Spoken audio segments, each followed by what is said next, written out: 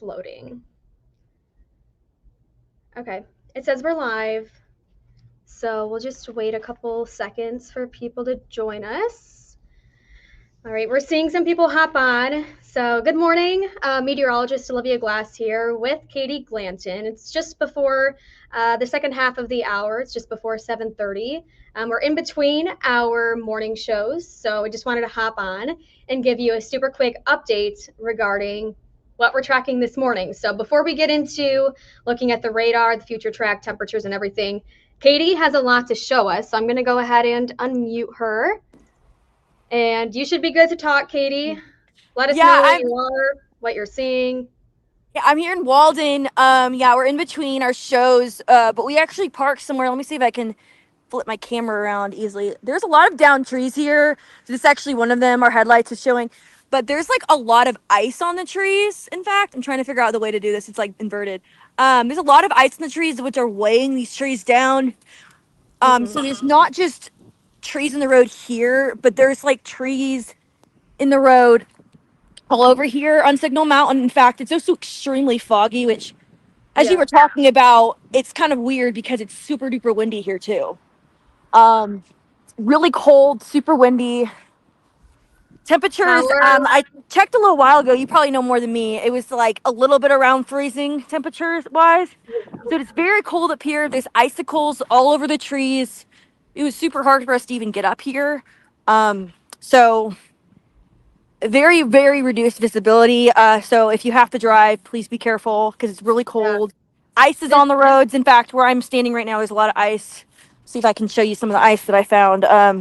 Careful, But Katie. yeah, there's some ice here on the roads here all over the area. There's tons of ice. So at least up here on higher elevations, it's very icy. Hard to drive. Only drive if you have to. And be careful because there's not just here where I'm showing you, but there's a lot of like trees that are lower on the ground. I almost hit a few with my windshield because it's being weighed down by the ice. Um, we know that there's a lot of power outages across Signal Mountain, across Hamilton County, Bradley County, Meigs, Ray, Sequatchie. Are there any porch lights on that you can see, or does it look like a lot of people are without power where you are? This morning we didn't see as much porch lights, but I think that might have been part of the fog. We did, where we are, we did see an EPB truck just pass by us. So I know that they're trying to restore power in many other places. Yeah. So far, the house I'm looking at right now does have a porch light on, and there were some neighbors we passed by with these porch lights on. So Perfect. I think that if they did lose power and we didn't see it, they're being restored. But literally, like within 10 minutes ago, an EPB truck passed by us. Okay, perfect. Yeah, I know overnight last night there were quite a few people without power. So, of course, we know all of the energy companies are working tirelessly to get everyone up with power, whoever may still be out. Um, but be careful, Katie. Watch out for downed power lines if you do come across one. Of course, stay away from it, stay away from the downed trees because they could also be in the roads as well. Perfect. Well, we are going to see you back. I think at the top of our 8 o'clock show. Good morning, Chattanooga weekend. So we will check back in with you then. We're going to go ahead and take a look at the radar and go through all of the rest of that stuff. Thanks, Katie. Okay, I'm Thank you. going to remove her from the stage. All right, so if you are somebody who's just joining us, we're just going to do a super quick update before our 8 o'clock show that airs live on Good Morning Chattanooga weekend. I'm going to go ahead and make this a little bit bigger for you. Nope, not that one. Here we go. Okay, so this is our current radar. I wanted to show you this view to show you the extent of the system. So we're tracking this storm all the way from Texas to Louisiana, Arkansas, all the way up through, of course, Tennessee, Georgia, Alabama, and through the Great Lakes region. So as expected, this system is not something that's just affecting us locally. This is impacting a large portion of the United States. So we'll go ahead and zoom in here to our local counties. Now, temperatures this morning for us are starting to rise back up above freezing. So that is helping limit the amount of ice that is on the ground. But regardless of your temperature locally, if you are in higher elevations, just like what we saw with Katie, your temperature could still very well be at or below freezing. So all of this rain that's falling right now could still be freezing when it contacts the surface. So we're also still seeing some pockets of mixed precip, say Western Hamilton County down towards Lafayette. So that's still telling us that some sleet is still falling and the freezing rain is too. So still be aware of the slick spots on the roads this morning. Power outages will still be possible. This will pretty much be the case for the rest of the day today. As we're heading throughout the morning hours, afternoon hours especially, that's when temperatures area-wide should be right back up above freezing. So again, that helps limit the ice accumulation, but then with heavier downpours, then we introduce the risk for flash flooding. Heavier downpours could kind of move all of the soil away from tree roots, especially if they're already hanging low from any ice that's on it. So we still got to watch for the down trees and power lines, even though it may not actively be snowing or we're dealing with freezing rain. Katie mentioned to us, though, that it's foggy outside. Visibilities are starting to get reduced all across the area. Chattanooga's down to 5-mile visibility. Scottsboro, Fort Payne is down to 3, and same for Athens. So do watch out for that if you do have to leave the house this morning. But here's where temps are at. Higher elevations usually run anywhere from 7 to 10 degrees colder than what you're seeing on the map. So your location may be colder than what you're seeing on our temperature map right now. So please keep that in mind. Temperatures are crucial when we're dealing with rain versus freezing rain versus sleet.